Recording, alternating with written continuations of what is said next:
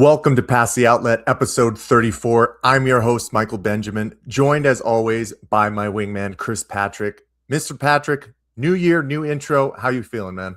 Mike, I'm feeling great. Love the intro. You killed it once again. I never doubted you for a second. Man, it's 2026, first episode of Pass the Outlet. Man, lot going on in the basketball world, so I won't waste any more time. But Mike, how are you doing, my brother? I'm doing great. I love the new intro. It's nostalgia overload, and I think it fits perfect because here on Pass the Outlet, we break down the beautiful game of basketball. And tonight, we have to take a look back at the first ASU versus UofA matchup of the year. The Phoenix Suns 6-game road trip inches to a close, bringing a much welcome infusion back to the squad. And as always, Chris brings us the news from around the net. And on the outlet point guard, we'll look back at the years of a big man that many cherish in Tempe. But if you're here with us live, watching the playback on Valley Sports Plug YouTube, or listening to the playback on podcast streaming services, we love y'all. Make sure you subscribe to the VSP YouTube channel, leave a like on this video, and click that notification bell so you can stay up to date with everything going on with us here at Valley Sports Plug.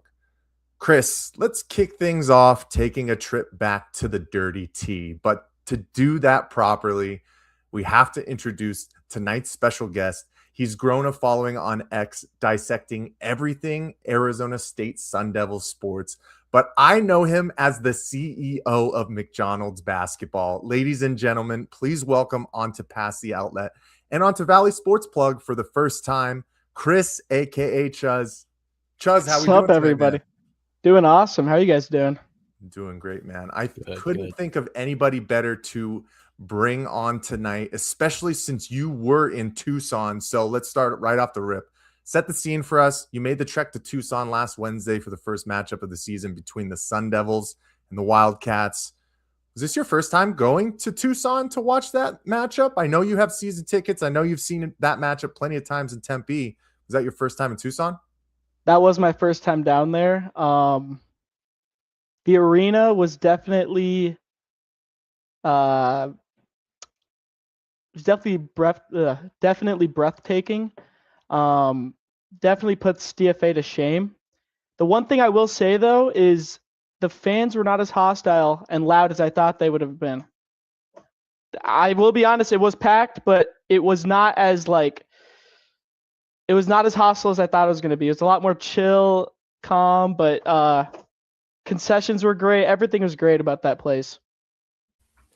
That's really awesome. I mean, I've been talking to Mike since UofA has been real successful this year, and I'm starting to warm to the idea of going down there to see a game, because in all my 32 years of life, I have not yet been down there for even just a UofA basketball game, let alone an ASU UofA basketball game. So that had to be an interesting experience. And I guess I'm not super surprised that it was more calm because of, how competitive the basketball matchup has been the recent years. I know we had the close buzzer beater and all that, but nonetheless, I mean, I think that as far as basketball goes, we're kind of like the little brother up here in the Valley. 100%. But yeah, Chris, before we dive too deep into the matchup, what have you been seeing out of the Arizona State squad while the Big Ten play starts to kick off here? The main thing is the team is definitely gone through a lot of injuries. Noah Mayusin, our backup guard, hasn't played a bunch and has forced our main point guard to play a lot of minutes. The minutes without him are honestly pretty trash. We haven't had a couple other guards too. The whole team's just been pretty decimated with injuries. Non-conference, we started the season really well with good three-point shooting, and it's kind of taken a dip in Big 12 play, which is the reason why we've lost, I believe, 6 of the last 7. Not trying to make a 6-7 joke, but I think that's the number we're at for the last 6 or 7 games. But the defense hasn't been good all season, and if we're not able to score with the other team, it's going to be most likely a loss.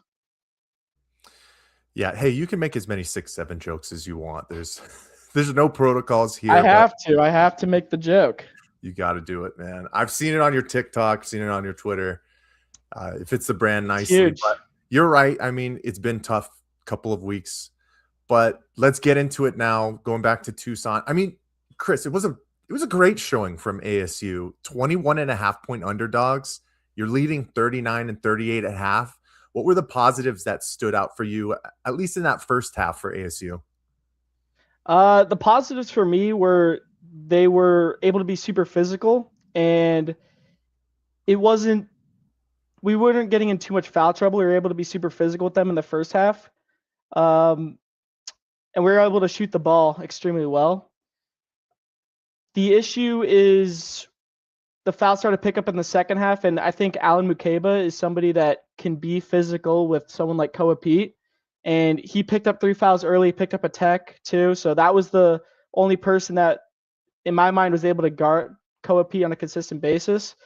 But they're just super physical with UofA, and it definitely showed. I don't think UofA was expecting us to be as physical as we were to start the game. And the defense rotations, communication was really good. And we didn't turn the ball over that much in the first half as well. Yeah, and for ASU, the 7-1 freshman, Masamba Jop, he's been playing well, tied for second on the team in scoring, but it seems like standout guard Maurice Odom really struggled from the field in this one, shooting 9 of 24. What issues did you see running into the Wildcats defense from him?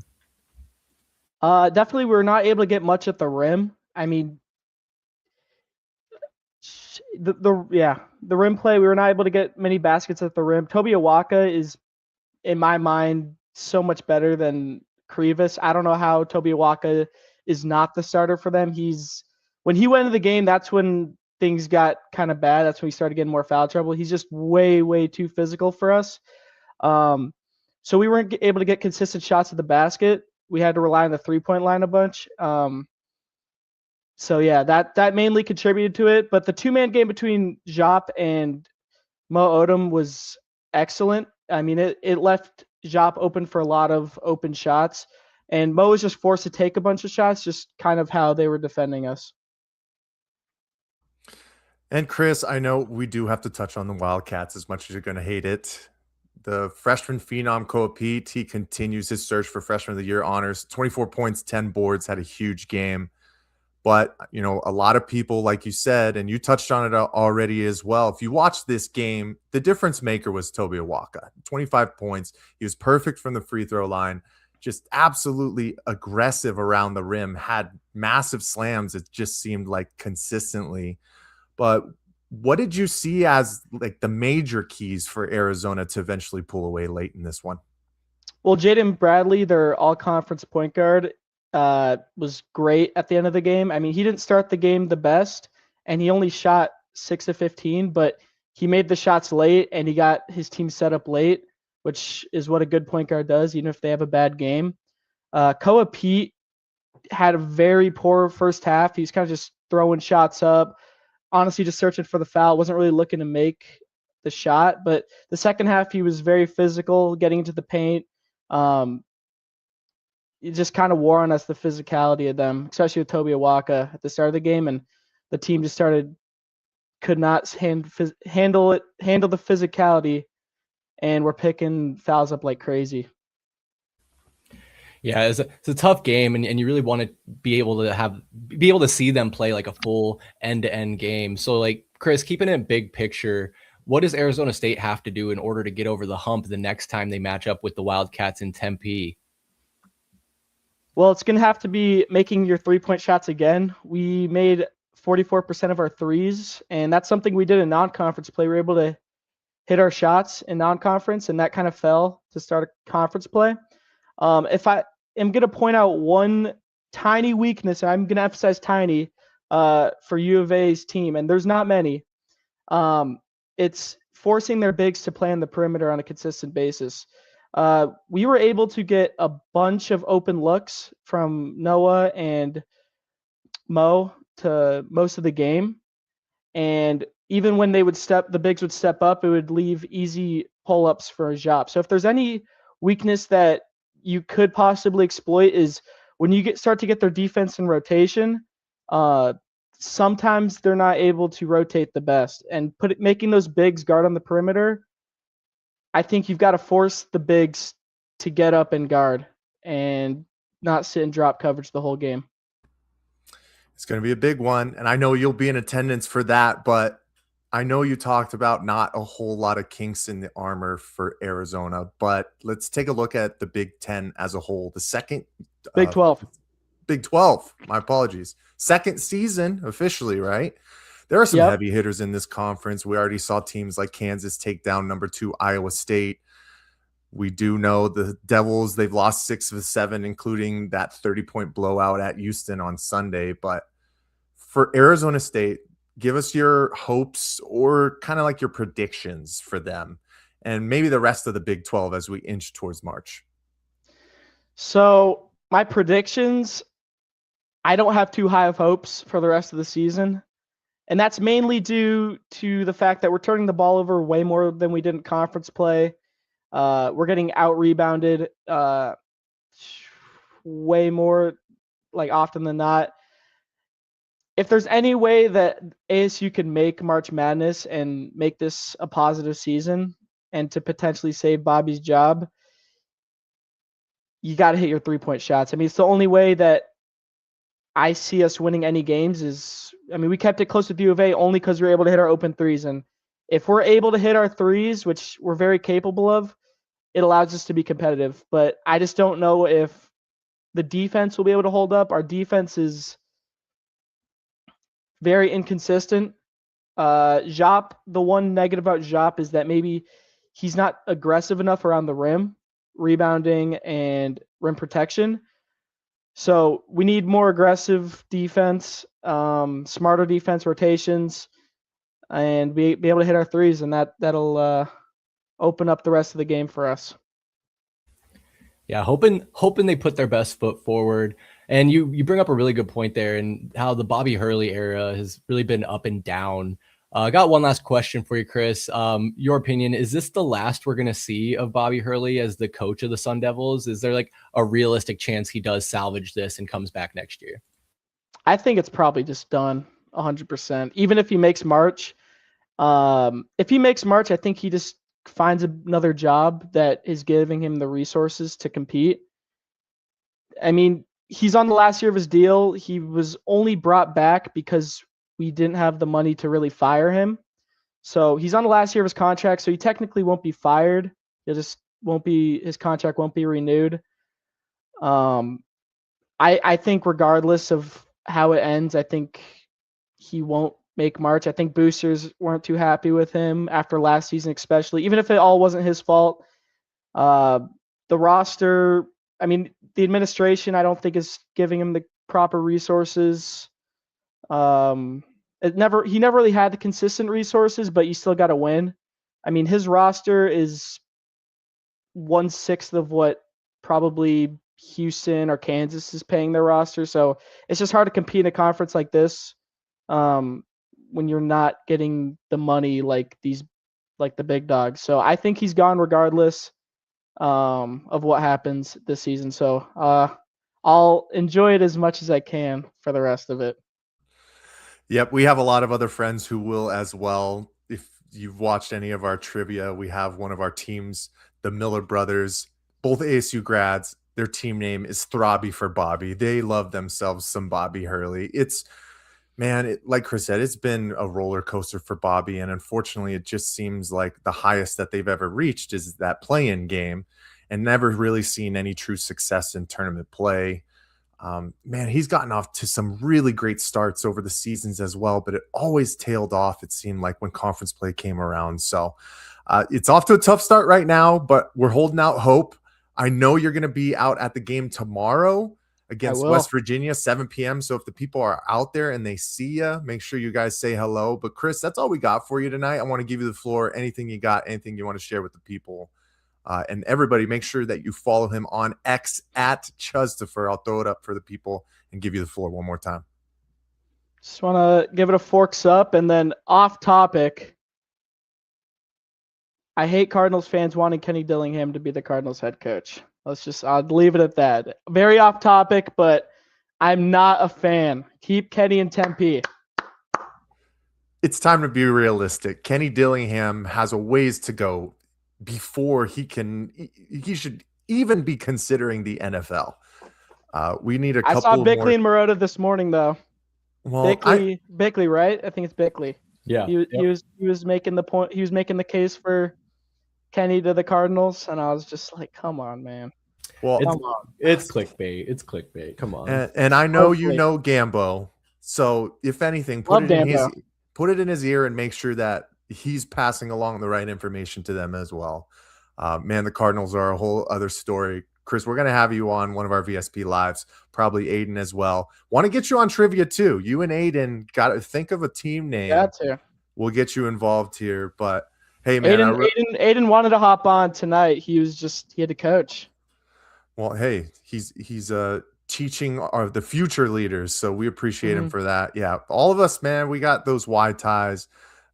Man, it's awesome to still hoop with you guys. I look forward to McDonald's basketball kicking off here shortly. We're back soon as well. But man, appreciate your time. We'll have you back on soon, and appreciate it once again, man. Thank you, guys. Appreciate it. Forks up. Right. Yes, sir. Thanks, Chris. Nice to meet you, man. See you guys. Thank you. Once again, that was Chuzz, ASU. What did you say? Not officially the insider adjacent? Was that it, Chris? Yeah, I think that's what we went with. Insider adjacent. He knows a guy who knows a guy who is cousins with. It's one of those things. But don't worry about who it is. We can't reveal sources here. We can't give the sources away. But he is a great follow on X. He's been growing pretty rapidly, I would say. There's a bunch of people in the Valley that have been following him. Like I said, even Gambo too. So make sure you guys give him a follow, but we'll have him on once again to talk ASU hoops. Kenny Dillingham, on his Twitter bio, it says he is a Kenny Dillingham enthusiast. So I'm sure we'll get him on when football season starts again, but let's keep it rolling. Chris, Phoenix Suns almost done with their 6-game road trip. Man, it seems like it's been a while at this point. But they just finished off the Philadelphia 76ers. Kind of a nail biter at the end, but I don't think it was ever really in doubt, to be honest. But let's take a look back at the past couple of weeks. First 2 games, heartbreak hotel, if I can say so myself. That Miami game, leading by 6 with less than 3 minutes, unfortunately followed flat on that one. In Detroit, without Devin Booker, pretty much were almost leading wire to wire and then fell flat at the end, but had a great bounce back in New York against both the Knicks and the Brooklyn Nets. And then tonight, like I said, it was Colin Gillespie's homecoming and the most anticipated return, I will say so myself, of one Jalen Green, who has technically played like a game and a quarter this year. It was great to see him out there with the guys coming off the bench, but high level, Chris, road trip, have a chance to go over 500. What have you liked from the Suns out on the road so far over the past couple of weeks? Mike, you gotta love it. And this has kind of been a theme for this season for the Suns of having to take the good with the bad. Obviously, that Detroit game was going to be an uphill battle either way without your 2 best players, and still seeing a solid performance from the gang. One thing that's, starting to concern me, and we don't want to spoil or, give away too many hints, but Dylan Brooks has got to start being careful about his technicals. They're starting to become a problem. We saw one get rescinded during this road trip, but I wouldn't count on that being the case. Regardless, man, 2 wins in New York are huge. And then obviously Philadelphia tonight without Joel Embiid, but they've been without Joel Embiid for more than they have been with him. So I don't think there's any shock there. I know A little bit closer than I think we would have liked. Jalen Green on that minutes restriction, though, and I think that was probably a bit of a factor too, getting him back into the swing of things. But overall, man, net positive. Love what I'm seeing, and Phoenix Suns #1 in the Pacific Division as we speak. And Chris, they jumped out of the play-in as well. They are now in the 6th spot in the Western Conference. Technically, they have 2 more wins than the Rockets, who sit in front of them. But it comes down to percentages. The Rockets haven't played as many games as us, yada, yada, yada. But I got to give some just, high-level points to a couple of guys. Chris, we love to do this. It is so good to have Grayson Allen back, man. 16.1 points, 35% from the 3 since he returned. Tonight, him, Royce O'Neal, and Colin were all catalysts from deep. Grayson with 16 off the bench once again, 6 assists, 5 rebounds, doing it all. But then the villain, Dylan Brooks, over 21 points in 6 of the last 11. Man, averaging a career best, 20.9 points, shooting the same as Grayson Allen from 3. It's been a breath of fresh air to see him infused into this lineup and change the course. But last guy I got to touch on before I'll pass it over to you in case there's anybody you want to highlight is Colin Gillespie. What a game from him tonight in front of 200 of his friends and family.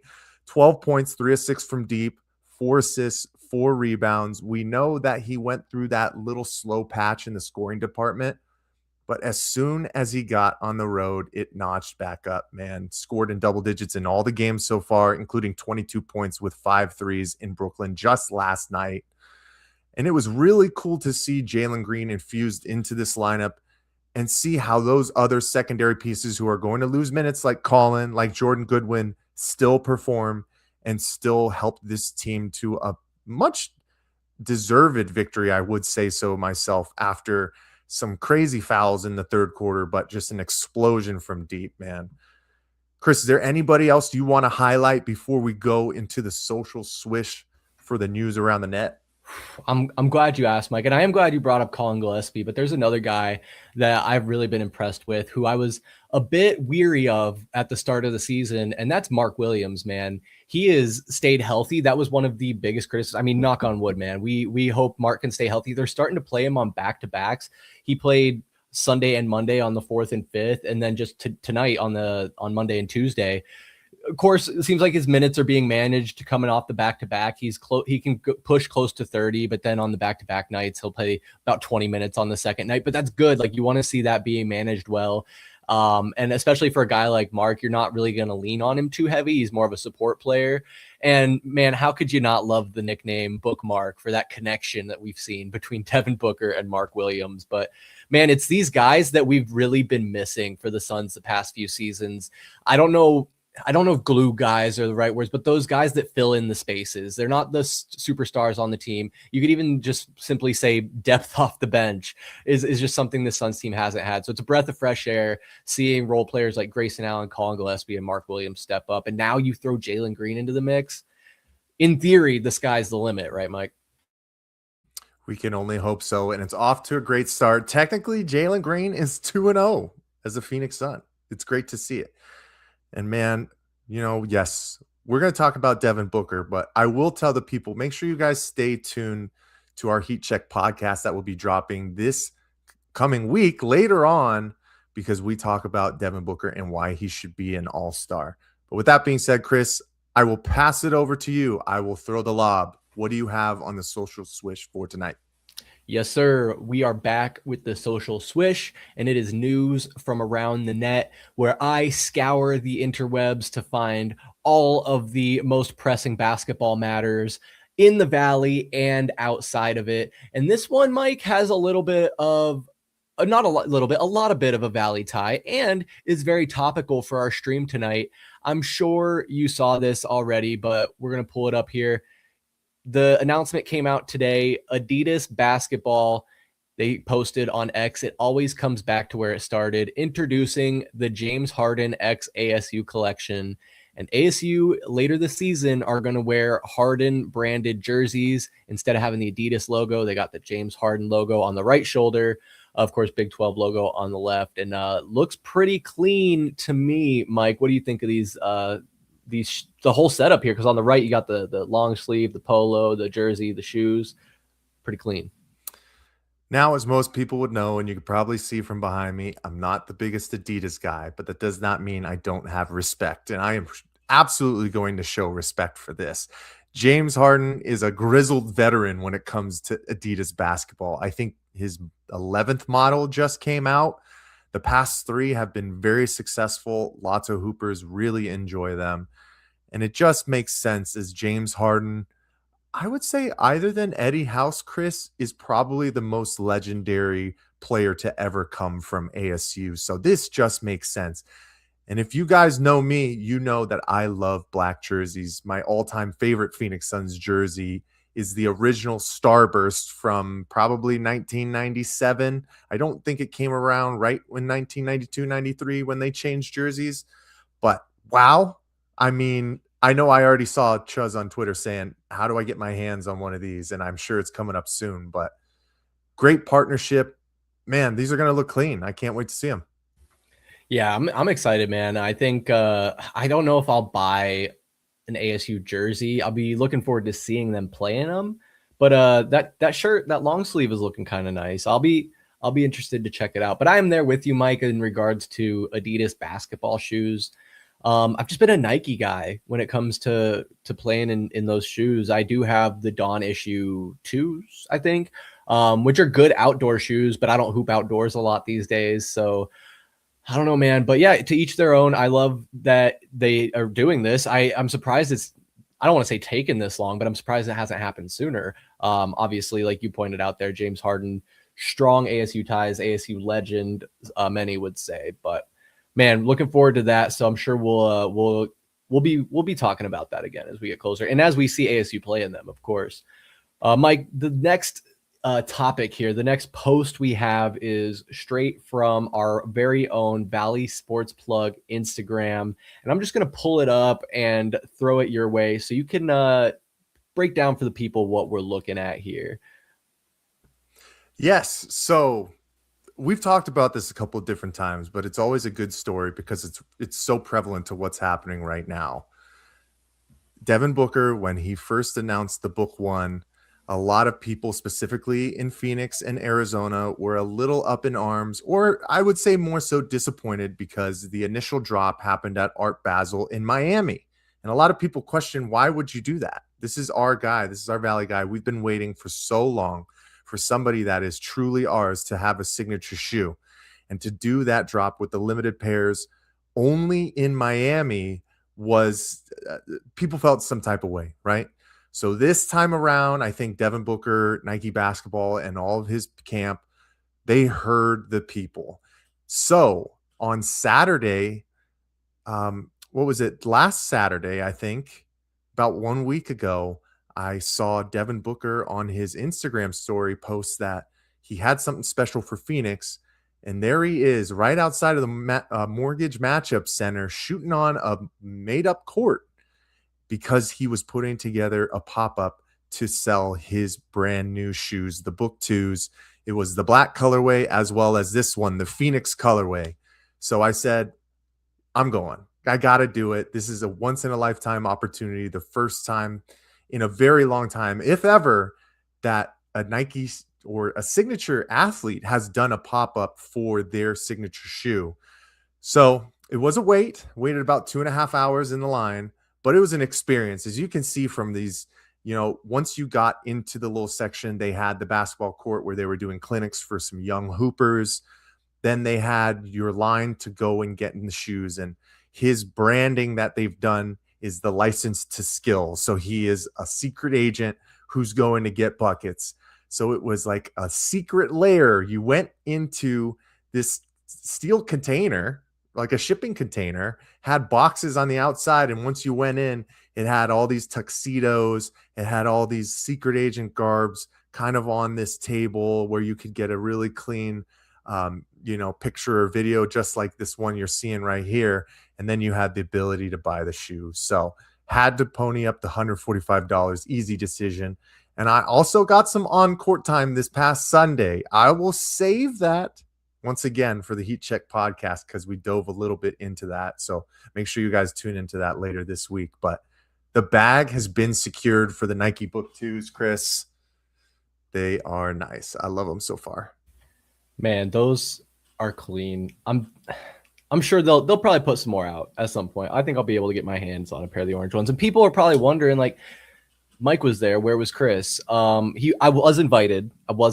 Had other obligations that day, so couldn't make it. Mike was kind enough to offer to get me a pair, but I was like, no, they'll come out next week. I'll order them. It'll be fine. And sure enough, I was not able to get my hands on them. So lesson learned there. But we live and we learn. But Mike, that's really awesome. I'm glad you were able to make it down there. Glad you got a pair, so your wait was not for nothing. And yeah, good plug there on Heat Check podcast. Company man, always love it. We got to do it. Yeah, there's just a lot of nods to that shoe. I mean, you can see right behind me right here. This is the insole. The insole is literally just says Phoenix. I put this up because it's add more crap to the back for Phoenix ties, but I wear move insoles in all my basketball shoes, so I don't wear the insoles that are provided. But he's a Valley guy. He understands his roots now, and he wanted to cater to the people. So it was really, really awesome to see that he gave it to us this time around. I'm super appreciative, and I think I was more so in the camp, Chris, where you thought that you would get it next week. I wasn't so sure because they've been doing limited drops for his initial releases on sneakers. So chances are they will come around, but you're going to have to wait. And your boy don't have to wait this time. Yeah. And, so, it pays. It pays to be on top of it and to be, keeping an ear out for these things. Because if you didn't tell me, Mike, I would not have even known that pop-up existed. And, I wouldn't have had a chance anyway. So, like I said, you live and you learn. And next time, I'll follow your advice there. I'll follow your advice. But Mike, we got a few more here for the social swish. I'm actually okay. Hold on. Let me just pivot real quick. I'm gonna cut this because the picture quality isn't great. So we'll go to one here that throw a little mix up and a little throwback to the Reddit Reacts segment. And this is from r/NBA memes. When you realize changing teams doesn't fix everything, and you got a picture of Kevin Durant here in a Rockets uniform on the bench, and there's about 4 frames in succession, and it looks like he's Gronk spiking a water bottle in frustration. Rockets are not having as good of a season as I think a lot of people expected. Mike, do you think KD is frustrated that the change isn't going the way he had hoped? I wonder if he is because he's starting to see the writing on the wall. I mean, my guy is inching closer to 40 years old, and you kind of see how he's been maneuvering the teams that he quote unquote picks. Because if you truly think about the last 2 places that he's gone, he's handpicked them, right? And he saw young success from the Houston Rockets last year, who technically were the 2nd seed in the Western Conference, but lost to a very veteran Warriors team, obviously.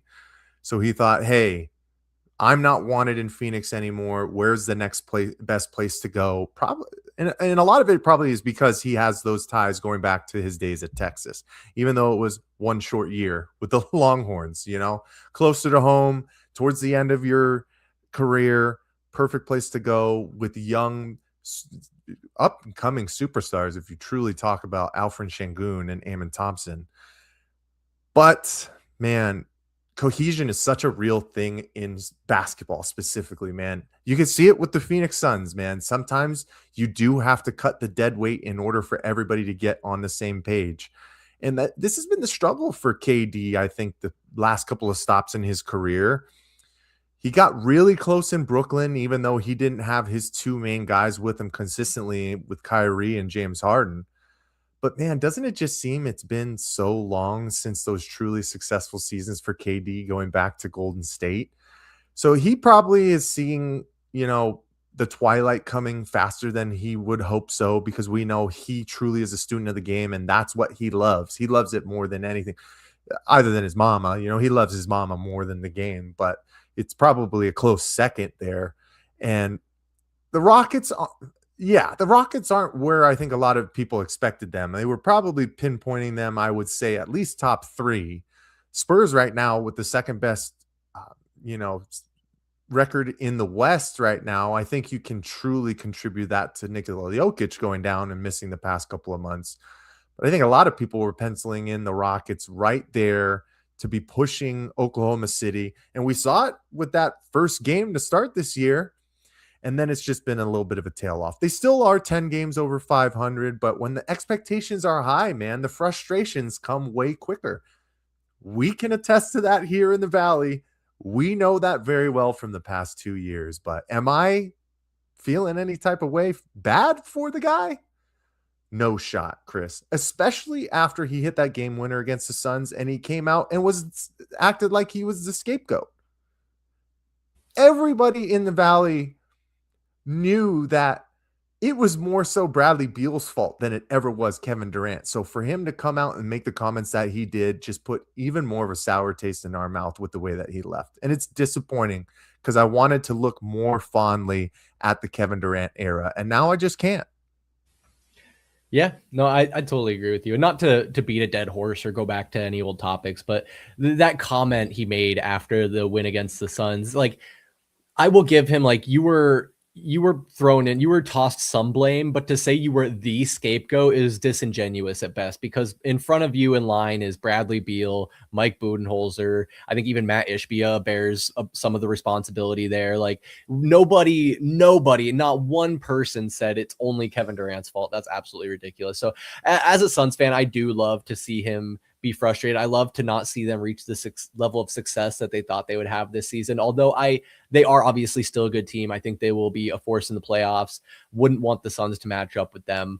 But with that being said, I feel for Rockets fans because, Mike, you know that they're telling themselves a lot of the same things we told ourselves is, he's new to the team, the chemistry is going to come. But I think a lot of fan bases and a lot of teams in recent history, in like the last 10 years, have fallen victim to believing they are one great player away from being a championship contender. And I think the Suns learned that is not necessarily, or is honestly rarely, the case, because we thought we added two great players and became worse than we had ever been. Well, not ever, but you know what I'm saying. With that, I hear you. Right? I speak passionately. I speak from the heart.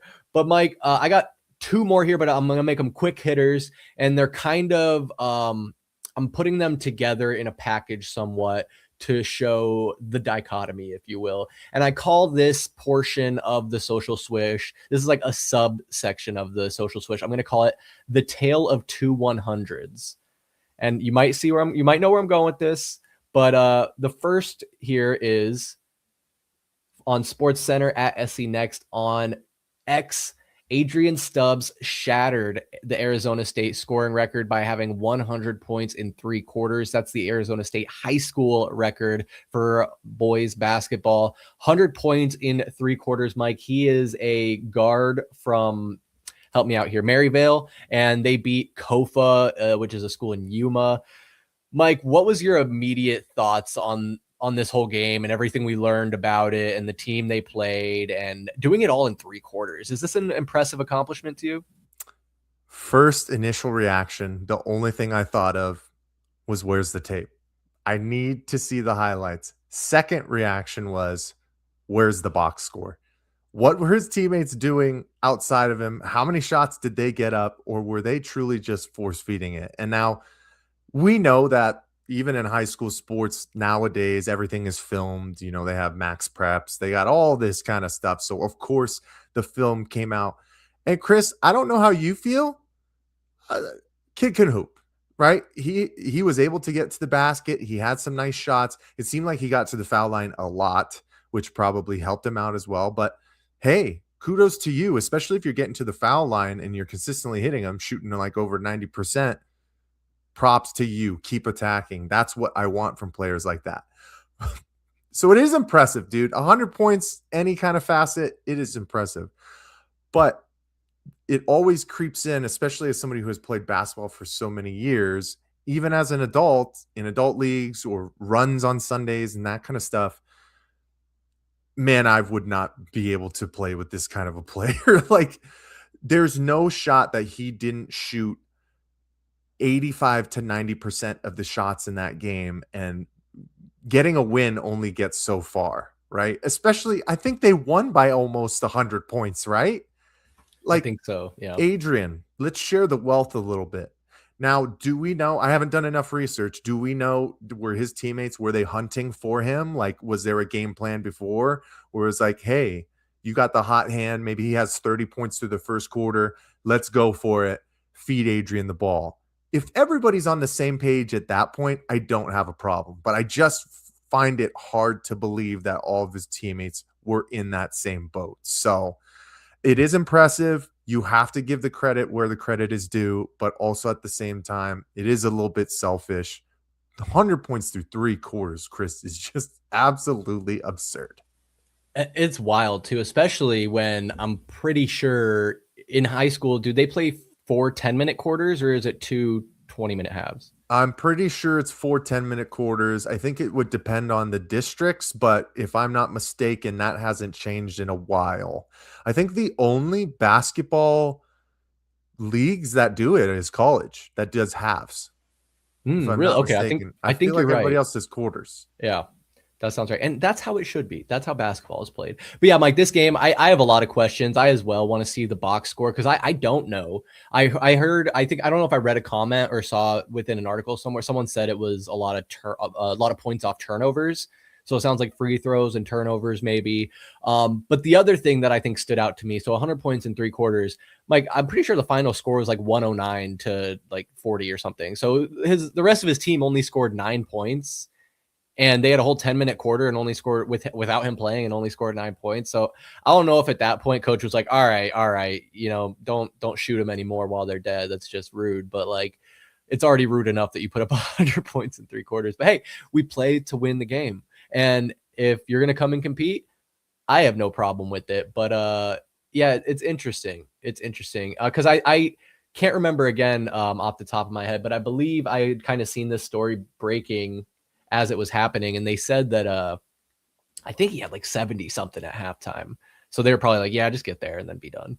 But Mike, I say it's the tale of 2 100s because there is another national or another Arizona story that went national. And this one kind of hits close to home to me. It's not 100% basketball related, but I'll tie it in. Mike, did you hear about the 100-person brawl that happened at the what's it called there, the Arizona Athletic Grounds, formerly Bell Bank Park? Massive athletic facility here in the East Valley, about 10-15 miles from my house. That's a guesstimate, but I'm a lot closer to it than Mike is. But 100-person brawl at a flag football tournament. There were I think they said four different cities, and the sheriffs all responded. And there were, I don't know if you saw the pictures here. I'll play this video. Maybe they'll show it. There was cop SUVs all over the field.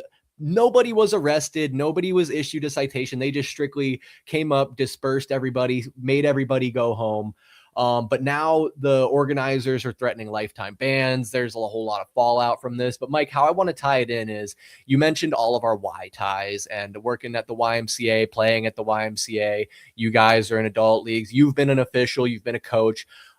Neither of us have been parents, but from your perspective and your time in and around youth sports, could you imagine anything like this? And what would your message to parents be to prevent instances like this from occurring? Oh man, you're gonna make me be the guy to get people to behave. I can't believe you're gonna do that. I don't know if I'm the right proponent or person to do that, but yes, see my fair share of that kind of situation, Chris, in my time at the Y. Obviously on a way smaller scale because the YMCA's have one gym. If you think about this Arizona Athletic Grounds, I think there's like 18 basketball courts, like 30 something volleyball courts, 18 baseball fields. It is kind of a wonder, man, but there's been a bad rap that's gone along with this place. We know that, the original builders, what happened? Didn't they go to prison because they basically like committed fraud in order to get Yeah. funding to build the place? So there's already kind of the stink of that. And now there's this added on kind of situation. 100-person brawl is basically like a benches clearing brawl in the major leagues. You can never really contain it. And that's why it makes sense that the cops just came out and said, get the hell out of here. And we'll figure it out after that. for youth sports, Chris, I understand the passion that comes from parents, right? I think parents always want the best for their kids. They want, the possibility to see them play at a higher level, even if it is college. And a lot of that growth does start in the youth system nowadays, going even down to second to third graders, right? You could see that in every sport nowadays. So the competitive juices get rolling, I would say, a little bit too fast sometimes, specifically for parents, because they want to look at it as going for the scholarship right now when the true eyes don't happen until their juniors and senior years of college normally, right? Unless you are one of those rare breeds, which is just not the common for the common man, right? It's hard to tell people to calm down when you're watching your kids, right? Especially it's hard for when if there is a hard foul committed on your kid themselves specifically. Everybody wants to jump the gun and think that it is a hostile act done on purpose. And more often than not, it never is.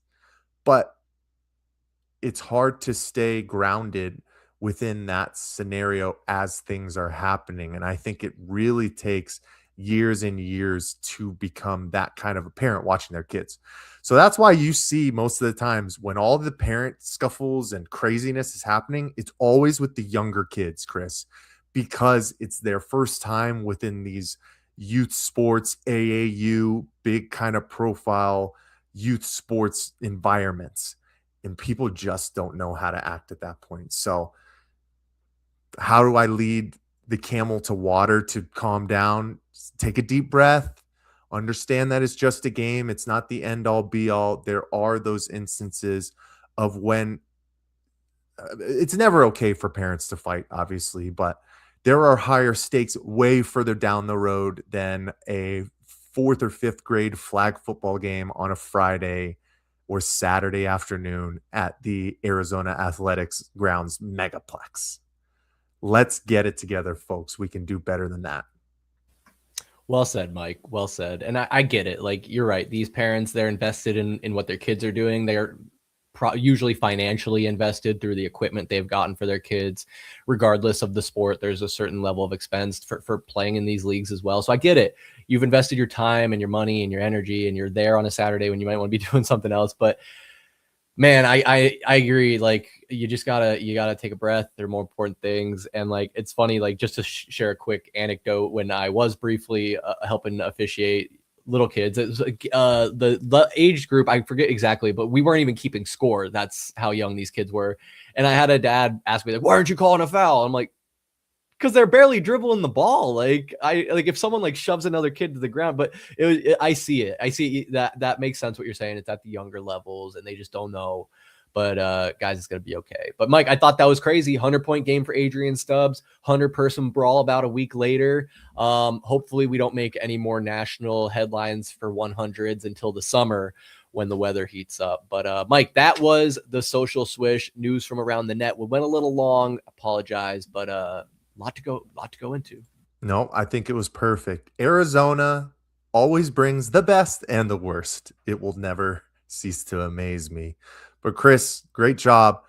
We're going to end out the show. It only seems right to dive into a legendary big man from Arizona State. So today on the outlet point guard, I did bring up some names when we talk about the lore of Arizona State, especially over the past 30 years.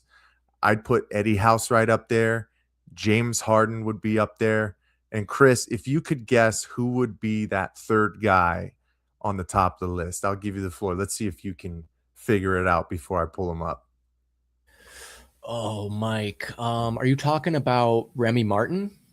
No, he wasn't a big man. Oh, man.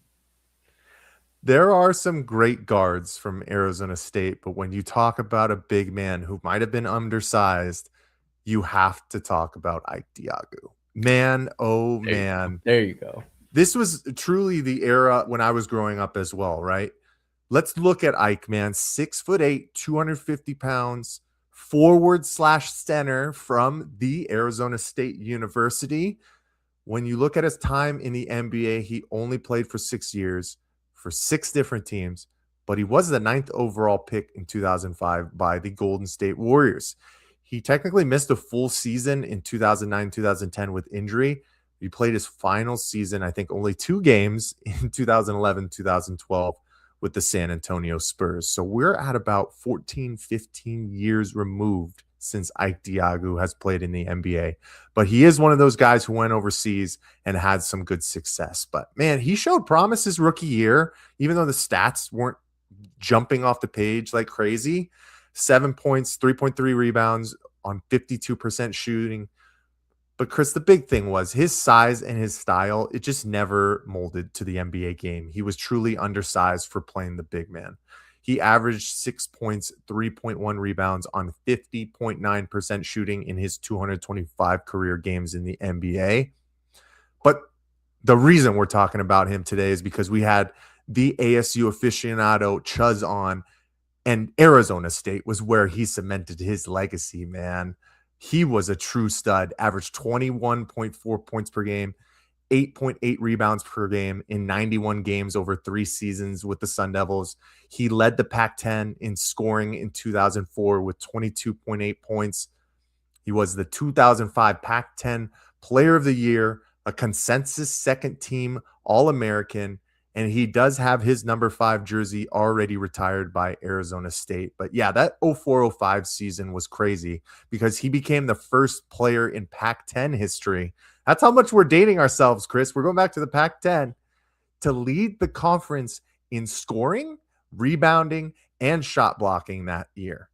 And another stat, which I think just truly cements his legacy. Don't fight me about it. One of the all-time greats from ASU. He scored in double digits in every single game of his careers over the 3 seasons at ASU.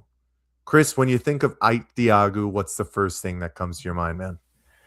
Man, honestly, I've shared this story before, so I'll keep it brief, but I just think of the game I was at when I was younger, ASU versus UofA, and Salim Stoudemire hitting that game winner against us.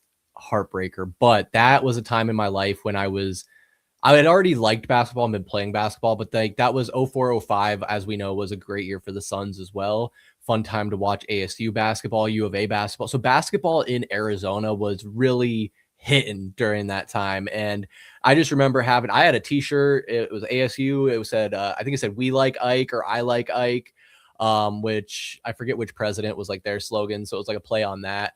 But man, Ike Diogu, like he was like ASU. When I think of ASU basketball from my childhood, I think of Ike Diogu. And man, I loved that he made it to the NBA because like in my lifetime, I'm pretty sure especially my conscious lifetime, that was the only ASU player who had made the league. We're talking before James Harden. Mike, it was kind of crazy there seeing when you had that pulled up. I had to double check on my end that he was born in 1983, which would make him 42 years old. And wow, that's making me feel old because thinking about how I was a kid when he was in college and now he's 40. So yeah, I mean, it's awesome though. I love this pick, Mike. I love that what was that, his Warriors rookie card? He had an ASU jersey on. So you gotta love it, man. Gotta love Ike. Yeah, and you know, this was back during the eras when, you know, Tops and Upper Deck, if they weren't able to get the draft day photos or guys didn't go to the draft, which I'd have to do the research. I have a feeling he did go to the draft, but they want to print these things fast. So they put them in their college uniform. So I'll make sure to pull it up once again. Ike Diogu in that beautiful maroon and gold, beautiful signature right there on the rookie card from 2005, Chris. I mean, this is over 20 years old. This is what gets scary for us, right? When we start to go down memory lane a little bit here. But I think that can speak to, you know, why the highlights I had to pull up are this random game when he played for the Clippers alongside Eric Bledsoe, because you can't find his highlights from ASU on YouTube anywhere. And the only other highlights that I could find for him were from his rookie year that somebody had put together 18 years ago on YouTube. And it was probably their school project because it only goes up to 240p. You can't see anything. No. And sometimes our streams get a little bit choppy. So I wasn't going to put that up on the screen for people either. But man, Ike Diogu is always one of those guys I will truly remember. Because like I said, that season, that 2004-2005 college basketball season was the same year as the first year I was a ball boy for the Phoenix Suns. So I just was basketball everything. And Ike was beloved in the Valley, in Phoenix, in Tempe. He was truly one of those legendary guys. And like you said, before the James Harden era, it was Eddie House, Ike Diogu, then James. And I think ASU is still waiting for that next great, great guy. And I hope they come sooner rather than later. But time will tell, man. That was the outlet point guard. Had to throw up the big man, Ike Diogu from ASU, because of a shout out to Chuzz. Talked about ASU U of A. Man, today was a great episode. Appreciate you bringing everything for the social swish. The Phoenix Suns finish off their road trip on Friday. So they got a couple of days off finally. Going up against the new look Atlanta Hawks. CJ McCollum, no more Trae Young. We're inching closer to the All-Star break as well. We will see if Devin Booker cracks the code to finally get back. I think it's been, my goodness, Chris, 4 years, maybe 4 or 5 years.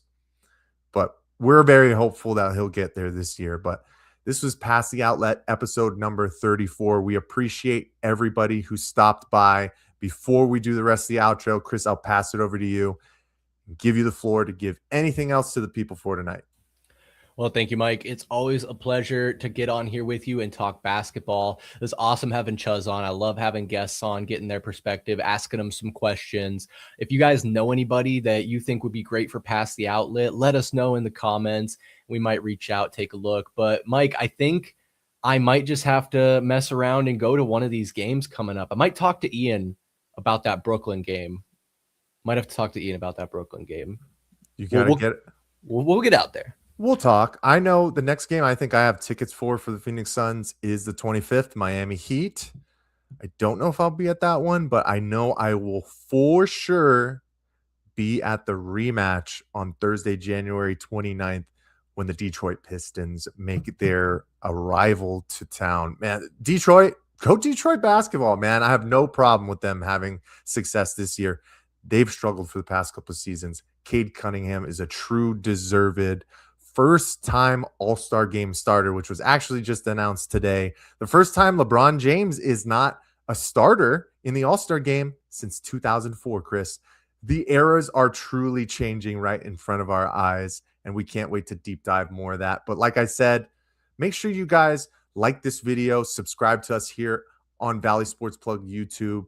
If you're watching live, on playback, on podcast streaming services, we appreciate you guys so much. We can't wait to keep rocking in 2026. But until next time, I'm Michael Benjamin. That's Chris Patrick. We will see you guys next month. Go Suns.